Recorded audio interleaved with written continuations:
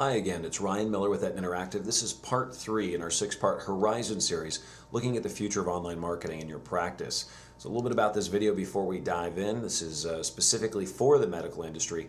We're discussing online marketing strategy, and it's intended for doctors, business managers, or marketing directors for clinical practices. When we look at medical marketing horizons, we're making some predictions here for the future of online marketing, but trying to make this very practical as well. So we'll be looking at 3 predictions for the future and 3 recommendations for things that you can do today for the benefit and for the promotion of your practice. Now, it's kind of a scary topic we're talking about today. I'm going to be talking about online reputation management. We know that many of our clients, medical providers in general, are a little unnerved about what's happening right now with the ratings and the reviews of their practice on the web. So when we talk about the future, what's coming in online reputation management, really these are the 3 big ideas that we're looking at. The first one is that we believe that a trusted site, or perhaps several trusted sites, are going to emerge. Sites where consumers and businesses alike believe that they can trust the authenticity and the validity of the reviews that are posted there. The challenge today is most of these sites are anonymous. There's no connection to real personalities. There's no system by which businesses can reply to negative reviews on so many of these sites. And what is really exciting, I think, in this space is the idea of creating a true or a trusted online persona that's linked to an individual human being, where things like reviews can be sourced. And indeed, we're already seeing sites dabble at this. Wit.ly, that's WAT.li, is testing right now this idea of a trusted persona for ratings and reviews. In addition to that, we expect to see an evolution in the way that negative reviews can be addressed and explored with both of the parties involved, both the consumer who shared that critical experience and the business that was there as well. And obviously today, many sites, there's no path for recourse. Others still default only to siding with the consumer. And we expect that there will be a fair and balanced course of action in which, if a negative experience can't be substantiated, it might be diminished in visibility or taken down from the review, and where businesses are given an authentic opportunity to respond to concerns that are voiced in that way.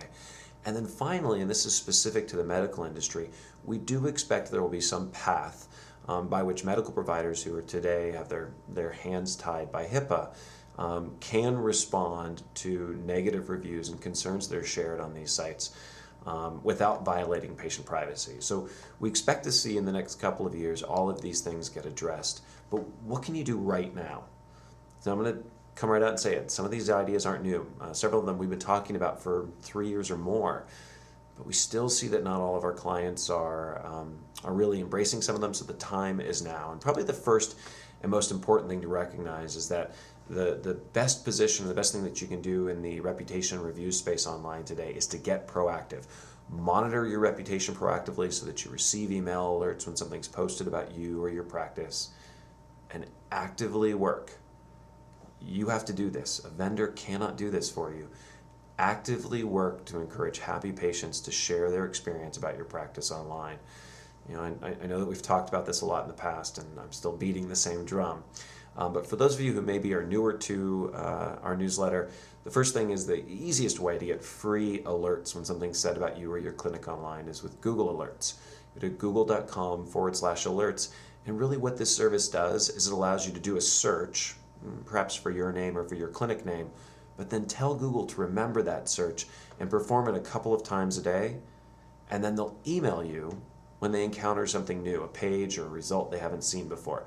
It's not foolproof, but it's a great start.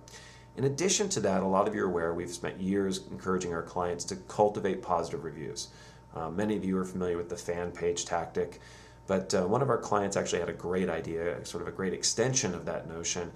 This idea is actually from Dr. Grant Stevens. So here's the thing. Today, a lot of reviews appear directly on Google, and it's on your Google Place page. It's your business listing on Google.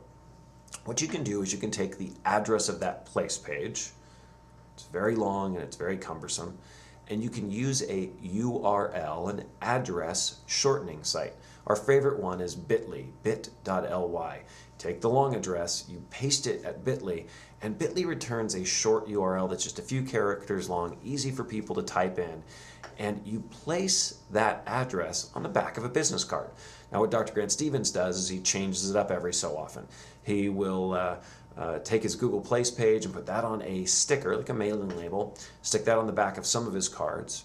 He'll send some of his patients with a different card that has a shortened URL for his fan page. Some of them he'll send to a shortened URL for his Yelp listing to help make it easy for patients to use just a few characters, just a little bit of typing, to get to the place where they need to review his practice online. So the second big idea in terms of what you can do today is to get out ahead of negative reviews, those online outbursts. Now, what we really are talking about here is feedback loops. It doesn't have to be online, could be offline, but just a way in which you encourage patients who have a legitimate concern, or maybe even a not so legitimate one, to talk to you about it before they post on the web. Now, what does this look like? For some of our practices, it's as simple as having the doctor, a nurse, patient coordinator, just voice to the patient how much you care about their experience, and that if it wasn't quite right, if it wasn't entirely satisfactory, that you'd like to hear about it so that you can do something about it. Other practices, doctors actually give out their cell phone numbers to patients so that after surgery they know that if anything goes wrong, they can personally reach out to that doctor. Still, other practices use online tools like post-treatment surveys where they can fill out information about their experience online and optionally offer their name and information in case they'd like to talk to you personally about a negative experience.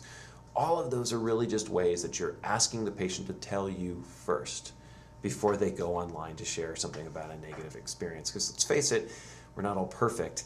We just want to make it easier for people to share with us when we do make mistakes. And finally, the third tip that I have for you is keep your cool.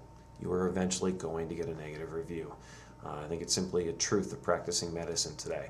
So when it does happen, just understand that first and foremost, there may be an important opportunity for learning. Maybe the lesson is about patient selection. Maybe it's about a legitimate way to improve your operation inside your office. But look at it from that healthy perspective, and then understand that a few negative reviews aren't the end of the world.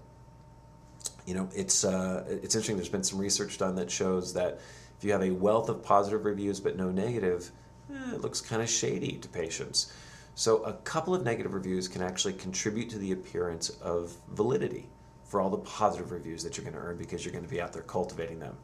And the last two ideas here really are recognizing that if there is a review that's shared that's negative, you have a chance to showcase how much you care about your patients, how you aspire to deliver the best service and outcomes possible, and speak to those things as you're addressing those negative reviews online. And then finally, recognize that if there's concern about medical malpractice, if there's discussion of clinical outcomes, if you have issues related to patient privacy and you're not sure how to overcome them, you need to get legal advice. Don't act on your own. So summary here, the three big ideas about what you should be doing today in the area of reputation management. So again, beating the drum, spend time cultivating positive reviews and take the time to watch what's being said about you and your practice online today. Be sure that you are encouraging feedback directly from your patients, whether that's offline or using online systems. And then finally, recognize a negative review is going to happen, and when it does, keep your cool. Respond responsibly, professionally, and ethically. And that's the best thing that you can do to protect your practice today. If you want to learn more, you can contact us directly, subscribe to our newsletter, or be sure to friend and follow us on Facebook. That said, thank you for your time.